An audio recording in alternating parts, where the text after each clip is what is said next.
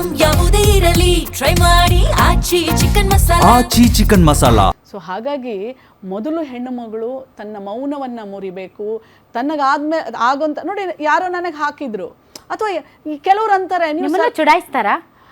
ಚುಡಾಯಿಸೋದಿಲ್ಲ, ಹಿಂಗೆಲ್ಲ ಇದು ಮಾಡಿ ಪೊಲಿಟಿಕಲ್ ಸರ್ಕಲ್ ಅಲ್ಲೆಲ್ಲ ಇಲ್ಲಪ್ಪ, ಚುಡಾಯಿಸಿದ್ ನಾನು ನೋಡ್ಲಿಲ್ಲ, ನನ್ನ ಯಾರು ಚುಡಾಯಿಸ್ಲಿಲ್ಲ. ಬಟ್ ನಿಮಗೆ ಹೆದರ್ಕೋತಾರೆ ಇರ್ಬೇಕಷ್ಟೇ, ಗೌರವಿಸ್ತಾರೆ, ಅದು ಸತ್ಯ, ಗೌರವಿಸ್ತಾರೆ. ನನ್ನ ಎದುರುಗಡೆ ಅಂತೂ ಯಾರು ಚುಡಾಯಿಸಿಲ್ಲ. ನಾನು ಮಹಿಳಾ ಆಯೋಗದ ಅಧ್ಯಕ್ಷ ಆದ್ಮೇಲೆ ಈ ತರದ ಒಂದ್ 2 ಕಮೆಂಟ್ಸ್ ನೋಡಿದೆ, ಅವ್ರಿಗೆ ಕಾನೂನು ಪ್ರಕಾರ ಕ್ರಮ ಆಗಿದೆ. ನಾನಂತೂ ಭಾಳ ನೋಡ್ತೀನಿ ರೀ ಮೇಡಮ್, ಭಾಳ ಅಂದ್ರೆ ಭಾಳ. ಈಗಂತೂ ನೋಡಿ ಭಾಳ ಎಂಜಾಯ್ ಮಾಡ್ತೀನಿ. ಇವಾಗ ಸ್ಟಾರ್ಟಿಂಗ್ ಅಂದ್ರೆ ಎಲ್ಲರಿಗೂ ಈ ಮುಖಾಂತರ, ಈ ಕಾರ್ಯಕ್ರಮದ ಮುಖಾಂತರ ಮಹಿಳಾ ಆಯೋಗದ ಅಧ್ಯಕ್ಷೆಯಾಗಿ ಹೇಳೋದು ಏನಂತಂದ್ರೆ, ಯಾವುದೇ ಕಮೆಂಟ್ ಬರಲಿ, ನೀವು ಧೈರ್ಯ ಮಾತ್ರ ಗುಂದಬಾರದು. ನೀವು ಬಂದು ಕಂಪ್ಲೇಂಟ್ ಮಾಡಿ. ನಿಮಗೆ ಎಲ್ಲ ವಿಡಿಯೋ ಇದೆ, ಯಾವ್ದೋ ಒಂದು ಹುಡುಗಿದು ಬಾಯ್ ಫ್ರೆಂಡ್ ಕಳ್ಸಿರ್ತಾಳೆ, ಅಥವಾ ತನ್ನ ಲವ್ ಮಾಡೋನ್ ಕಳ್ಸಿರ್ತಾಳೆ, ಅಥವಾ ಇಬ್ರು ಖಾಸಗಿಯಾಗಿರುವಂತ ಸಂದರ್ಭದಲ್ಲಿ ಏನೋ ಒಂದು ವಿಡಿಯೋ ತಕೊಂಡಿರ್ತಾರೆ. ಸರಿ, ಆ ವಿಡಿಯೋ ಇಟ್ಕೊಂಡು ಆ ಹೆಣ್ಮಕ್ಳಿಗೆ ಆತ ಬ್ಲಾಕ್ ಮೇಲ್ ಮಾಡ್ತಿರ್ತಾರೆ. ಆಕೆಗೆ ಮದುವೆ ಆಗಿರುತ್ತಂತ ಇಟ್ಕೊಳ್ಳಿ, ಅಥವಾ ಮದುವೆ ಆಗದೇನೆ ಇದೆ ಅಂತ ಇಟ್ಕೊಳ್ಳಿ. ಆಕೆ ಏನು ಮಾಡಬೇಕು?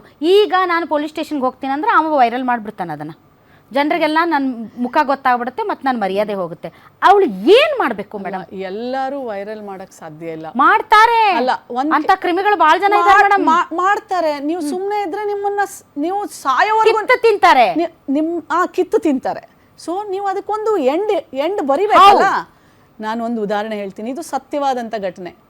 ಒಂದು ಇಂಜಿನಿಯರ್ಗೆ ಹೋಗ್ತಾ ಇರೋ ಒಂದು ಹೆಣ್ಮಗಳು ಟ್ಯೂಷನ್ ಹೇಳ್ಕೊಡ್ತೀನಿ ಅಂತ ಅವನು ಕ್ಲಾಸ್ ಟೀಚರ್ ಕರೆದು ಅವಳನ್ನು ಪ್ರೀತಿ ಮಾಡಿ, ಅಂದರೆ ಮಗುವನ್ನು, ಆ ಹೆಣ್ಣು ಮಗಳನ್ನು ಒಲಿಸ್ಕೊಂಡು ವಿಡಿಯೋ ಮಾಡ್ಕೋತಾನೆ, ಸೆಕ್ಷುವಲಿ ಹರಾಸ್ ಮಾಡಿ, ಇಲ್ಲ ವಿಡಿಯೋ ಮಾಡ್ಕೋತಾನೆ.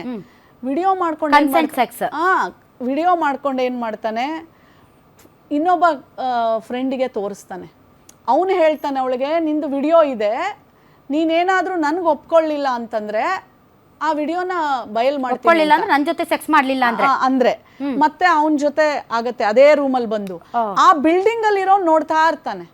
ಅವನಿಗೆ ಗೊತ್ತಾಗುತ್ತೆ ಈ ಹುಡುಗಿಯಲ್ಲಿ, ಯಾಕಂದ್ರೆ ಅಬ್ಸರ್ವ್ ಮಾಡ್ತಾ ಇರ್ತಾರಲ್ಲ, ಎಕ್ಸ್ಪ್ಲಾಯ್ಟ್ ಮಾಡ್ತಾನೆ. 3ನೇ ಎಕ್ಸ್ಪ್ಲಾಯ್ಟೇಷನ್ ಇವಂದು. ಯಾರು? Building owner. ಅವನು ಹೇಳ್ದ, ಇವರಿಬ್ರು ಜೊತೆ ನಿಂದ ಏನ್ ನಡೀತಾ ಇದೆ ಅಂತ ನನಗೆ ಗೊತ್ತಿದೆ. ಆ ಹುಡುಗರಿಗೂ ಹೇಳ್ತಾರೆ, ನೀವೇನಾದರೂ ಆ ಹುಡುಗಿ ಜೊತೆ ಇದೇನಾದರೂ ನನ್ನ ಹತ್ರ ನೀವು ಪರ್ಸ್ನಲಾಗಿ ಹಂಚ್ಕೊಳ್ಳಿಲ್ಲ ಅಂತಂದರೆ ನಾನು ನಿಮ್ಮನ್ನು ಪೊಲೀಸಿಗೆ ಹೇಳ್ಕೊಡ್ತೀನಿ ಅಂತ. ಸೊ ಆ ಇಬ್ಬರು ಹುಡುಗರು ಅವ್ರ ಜೊತೆ ವೈಯಕ್ತಿಕವಾಗಿ ಏನೇನಿರುತ್ತೆ ಅದನ್ನು ಇವ್ನಿಗೆ ಹಂಚ್ಕೊಳ್ತಾರೆ. ಈಗ 3 ಜನ ಎಕ್ಸ್ಪ್ಲಾಯ್ಟೇಷನ್ ಮಾಡೋಕ್ಕೆ ಶುರು ಮಾಡ್ತಾರೆ. ಆ ಹುಡುಗಿದು ಏನು ಪ್ರಾಬ್ಲಮ್ ಆಗಿದ್ದು, ಫಸ್ಟ್ ಹುಡುಗ ಅದು ಏನು ಗೊತ್ತಾಗದೆ 18 ವರ್ಷದ ಮಗಳು, ಸೊ ಮಾಡಿಬಿಟ್ಟಿರ್ತಾಳೆ. ಸೊ ಆ ಎಕ್ಸ್ಪ್ಲಾಯ್ಟೇಷನ್ ಅವನಿಂದ ಇನ್ನೊಬ್ಬ ಕಡೆಗೆ ಅಂತ್ಯ ಹೆಂಗಾಯ್ತು? ನಮಗೆ ಗೊತ್ತಿರೋರೊಬ್ರು, ಅಂದರೆ ಅವ್ರ ಅಂಕಲ್ಗೆ ಹೇಳಿ, ಅವ್ರ ಅಪ್ಪ ಅಮ್ಮನಿಗೋಲ್ಲ, ಸೀದಾ ಕರ್ಕೊಂಬಂದ್ರು ಆಯೋಗಕ್ಕೆ. ನೋಡಮ್ಮ ಹಿಂಗಾಗಿದೆ ಅಂತ.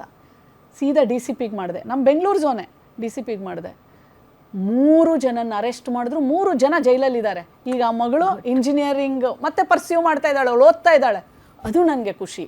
ನೀವು ಒಬ್ಬ ಮಾಡಿದ್ದಾನೆ, ಓಕೆ, ನೋ ಪ್ರಾಬ್ಲಮ್. ಅವ್ನು ನಿಮಗೆ ಎಕ್ಸ್ಪ್ಲಾಯ್ಟ್ ಮಾಡ್ತಾ ಇದ್ದಾನೆ, ನಿಮಗೆ ಬ್ಲ್ಯಾಕ್ ಮೇಲ್ ಮಾಡ್ತಾ ಇದ್ದಾನೆ ಅಂತ ಗೊತ್ತಾಗಿದ ತಕ್ಷಣವೇ ನೀವು ಹೆದರ್ಕೊಳ್ಳದೆ ಸೀದಾ ಕಂಪ್ಲೇಂಟ್ ಮಾಡಬೇಕು.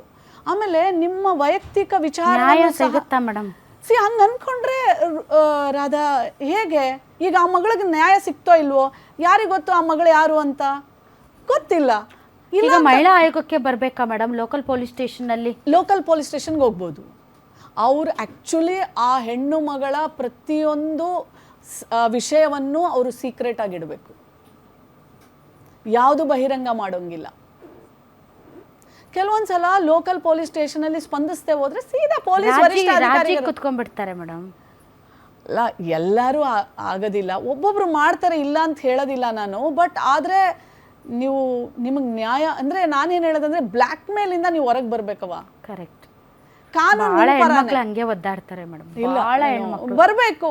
At the end of the day ಏನು ಆಗೋದಿಲ್ಲ. ಆ ಟೈಮ್ ನೋಡು, ಇನ್ನೂ ಒಂದು ಹೇಳ್ತೀನಿ ರಾಧಾ, ಎಲ್ಲ ಟೆಂಪ್ರರಿ. ಆ ಟೈಮಿಗೆ ಮಾತ್ರ.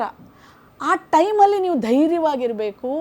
ನೀವು ಆ ಶೋಷಣೆಯ ವಿರುದ್ಧ, ಆ ಬ್ಲ್ಯಾಕ್ ಮೇಲ್ ವಿರುದ್ಧ ಹೋರಾಟ ಮಾಡಬೇಕು. ನೀವು ಮೌನವಾಗಿದ್ದು ನೀವು ಶೋಷಣೆಗೆ ಒಳಗಾದರೆ ಅದು ಎಲ್ಲಿಗೆ ಹೋಗಿ ತೀರುತ್ತೆ ಅಂತ ನಿಮಗೇ ಗೊತ್ತಿಲ್ಲ. ನಾನು ಎಲ್ರಿಗೂ ಹೇಳೋದಿಷ್ಟೇ, ಧೈರ್ಯವಾಗಿ ನೀವು ಮುನ್ನುಗ್ಗಿ ನೀವು ಕಾನೂನಿನ ಕ್ರಮ ತಗೊಳ್ಳಿ. ನಿಮ್ಮ ಜೊತೆಯಲ್ಲಿ ಎಲ್ಲರೂ ಕೆಟ್ಟವರಲ್ಲ ರಾಧಾ, ಯಾರೋ ಒಬ್ಬರು ಇಬ್ಬರು ಕೆಟ್ಟವ್ರು ಇರ್ಬೋದು, ಎಲ್ಲರೂ ಕೆಟ್ಟವ್ರು ಆಗಕ್ಕೆ ಸಾಧ್ಯ ಇಲ್ಲ. ನ್ಯಾಯ ನಿಮ್ಮ ಪರ ಖಂಡಿತವಾಗ್ಲೂ ನಿಂತ್ಕೊಳ್ಳುತ್ತೆ. ಎಷ್ಟರ ಮಟ್ಟಿಗೆ ಹೆಣ್ಮಕ್ಳು ಬೇಸ ಹೋಗಿರ್ತಾರೆ ಅಂದರೆ ಜೆನ್ಯೂನ್ಲಿ ನಾನು ಭಾಳ ಜನರ ಬಾಯಲ್ಲಿ ಕೇಳಿದ್ದೀನಿ, ಗಂಡಸರು ನೋಡಿದ್ರೆ ಆಗಲ್ಲ, ಗಂಡು ಜಾತಿ ಅಂದ್ರೇ ಆಗಲ್ಲ ಅನ್ನೋ ಲೆವೆಲ್ಗೆ ಫ್ರಸ್ಟ್ರೇಟ್ ಆಗಿಬಿಟ್ಟಿರ್ತಾರೆ ಮೇಡಮ್. ಆದರೆ ನಾನು ಹೇಳ್ತೀನಿ, ನನ್ನನ್ನು ಓದಿಸಿದ್ದು ಗಂಡಸೆ, ಅದು ನಮ್ಮಪ್ಪ ಅಲ್ವಾ, ನಿಮ್ಮಪ್ಪ. ನಮ್ಮಪ್ಪ ಏನಾದರೂ, ನಮ್ಮಮ್ಮ ಮದುವೆ ಮಾಡು ಅಂತಿರ್ತಾರೆ, ನಮ್ಮಪ್ಪ ಅಂತಾರೆ ಇಲ್ಲ ನಾನು ಮದುವೆ ಮಾಡಲ್ಲ, ಅವಳು ಓದಬೇಕು, ಅವಳು ಯಾರ ಹತ್ರ ಕೈ ಚಾಚಿ ದುಡ್ಡು ಬೇಡಬಾರ್ದು, ನನ್ನ ಮಗಳು ಅಲ್ಲ ಶ್ರೀಮಂತನಿಗೆ ಕೊಡೋಣ ಅಂತಾರೆ, ಶ್ರೀಮಂತನ ಕೊಟ್ಬಿಟ್ರೆ ಏನವನೇ ನಾವು ಆಸ್ತಿ ಬರ್ಕೊಡ್ತಾನ ಅಂತ ಕೇಳ್ತಾರೆ ನಮ್ಮಪ್ಪ. ನನ್ನ ಮಗಳಿಗೆ ಹಾಗಿಲ್ಲ. ಅದು ನಮ್ಮಪ್ಪ. ನಾನು ಮದುವೆ ಆಗಿದ್ದು ಅವರು ಗಂಡಸೆ, ಅವರು ನನ್ನ ಮಕ್ಕಳು ಇವತ್ತು ನನ್ನನ್ನು ಕೋಟ್ಯಾಂತರ ಅಭಿಮಾನಿಗಳು, ಅವರು ಗಂಡು ಮಕ್ಕಳೇ ಎಲ್ಲ. ಆಮೇಲೆ ನೀವು ನೋಡಿ, ಮಹಿಳಾ ಆಯೋಗಕ್ಕೆ ಕಂಪ್ಲೇಂಟ್ ಗಂಡು ಮಕ್ಕಳು ತೊಗೊಂಡು ಬರ್ತಾರೆ ಮೇಡಮ್.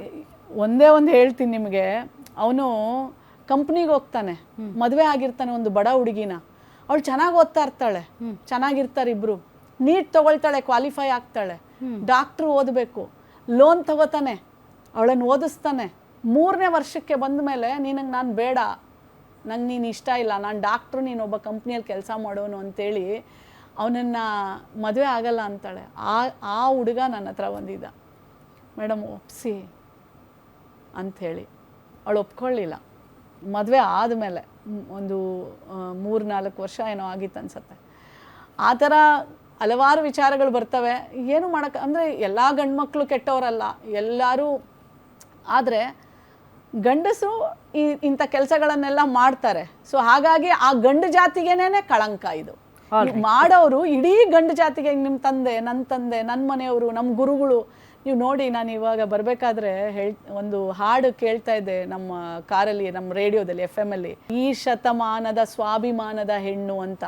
ಈ ಹಾಡುಗಳನ್ನೆಲ್ಲ ಬರೆದಿರೋರು ಒಬ್ರು ಗಂಡಸ್ರೆ. ಅವತ್ತಿನ ಕಾಲಕ್ಕೆ ಹೆಣ್ಮಕ್ಳು ಯಾರು ಹಾಡುಗಳನ್ನ ಬರೀತಾ ಇದ್ದಿಲ್ಲ.